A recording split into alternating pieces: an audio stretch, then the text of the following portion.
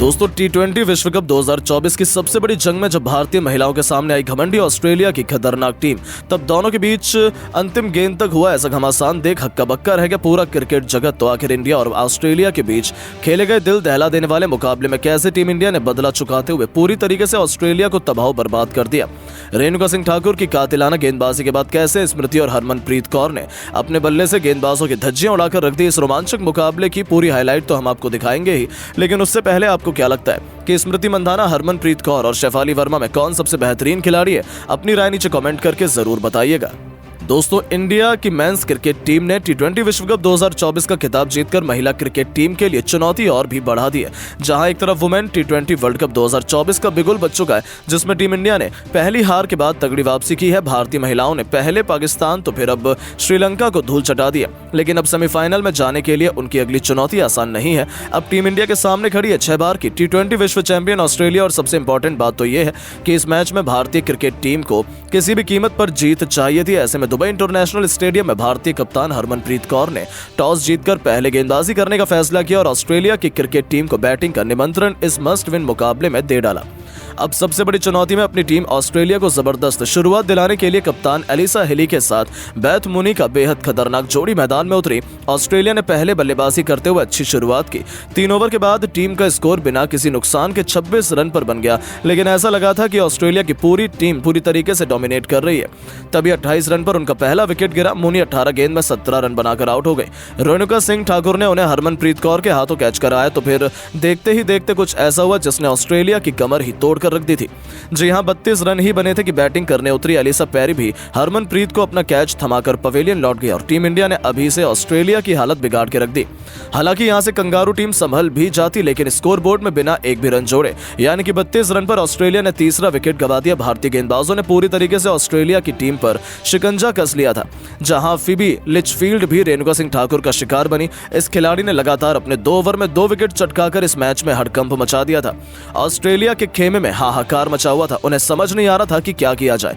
भारतीय टीम मुकाबले में पूरी तरीके से हावी नजर आ रही थी। हालांकि ऑस्ट्रेलिया अभी वापसी कर सकती थी, लेकिन पावर प्ले खत्म होने से पहले ही 6ठे ओवर की आखिरी गेंद पर उनका चौथा विकेट भी ढेर हो गया। रेणुका सिंह ठाकुर की मैच में तीसरी सफलता थी। उन्होंने अकेली ऑस्ट्रेलिया की धज्जियां उड़ा दी, जिससे ऑस्ट्रेलिया की क्रिकेट टीम इस सबसे बड़े मैच में पूरी तरीके से बैकफुट में धकेल दिया था।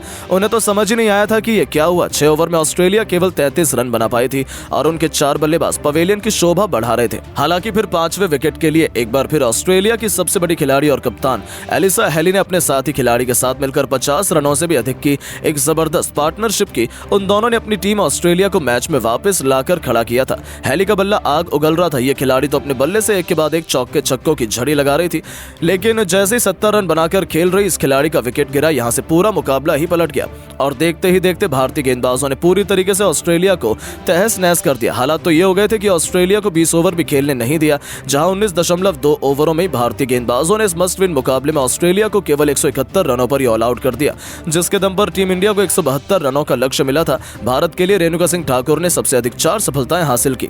अब इस मुश्किल लक्ष्य का पीछा करने के लिए भारत की 2 सबसे खतरनाक स्मृति मंधाना और शेफाली वर्मा की जोड़ी मैदान में कदम रख चुकी थी।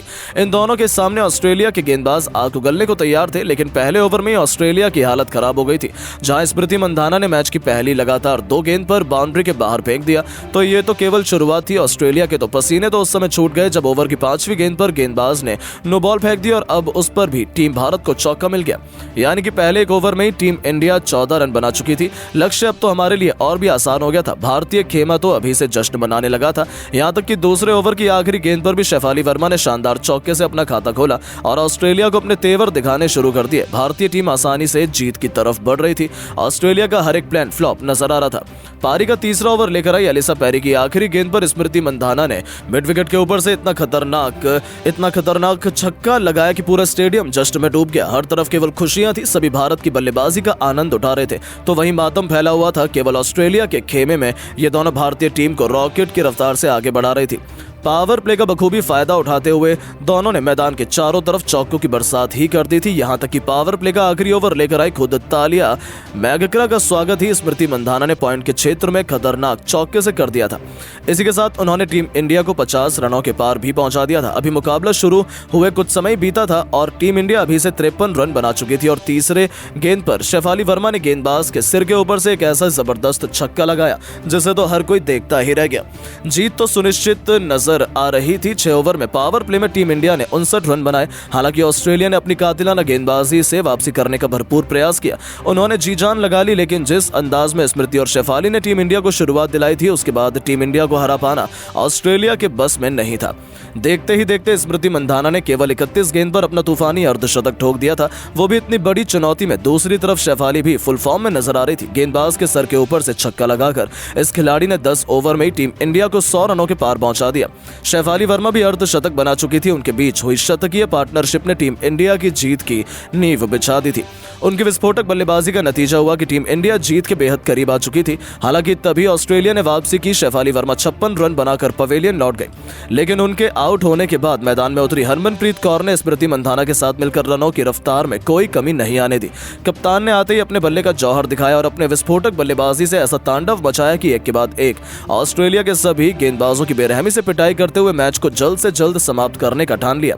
और उनके मजबूत इरादों के आगे ऑस्ट्रेलिया की तो एक न चली, जहां वो केवल विकेट के लिए तरसते रह गए। लेकिन जैसे पूरे टूर्नामेंट में टीम इंडिया ने डोमिनेट किया था, वैसे इस मैच में भी इन दोनों खिलाड़ियों ने अपने विस्फोटक बल्लेबाजी से एक तरफा अंदाज में 16 ओवर में टीम इंडिया को जीत दिलाकर उन्होंने ऑस्ट्रेलिया को कुचलकर रख दिया और 24 गेंद शेष रहते ही टीम इंडिया ने इस मुकाबले को अपने नाम कर इस महामुकाबले में हिंदुस्तान का तिरंगा शान से लहरा दिया था। हालांकि दोस्तों, ये केवल एक प्रैक्टिस मैच था जो ऑफिशियल T20 से पहले खेला गया, लेकिन जब प्रैक्टिस में ऐसा तूफान आया तो असली मैच में तो टीम इंडिया ऑस्ट्रेलिया को कहीं का नहीं छोड़ेगी। और अब टीम इंडिया ऑस्ट्रेलिया के बीच कांटे के मुकाबले में तो एक नया इतिहास निश्चित तौर पर लिखा जाएगा, ऐसा सबका मानना है। लेकिन दोस्तों, अब आपको क्या लगता है कि टीम इंडिया ये T20 वर्ल्ड कप की ट्रॉफी अपने नाम कर पाएगी या नहीं? अपनी कीमती राय नीचे कमेंट करके जरूर बताएं और ऐसी शानदार खबरों के लिए चैनल को सब्सक्राइब जरूर करें। धन्यवाद।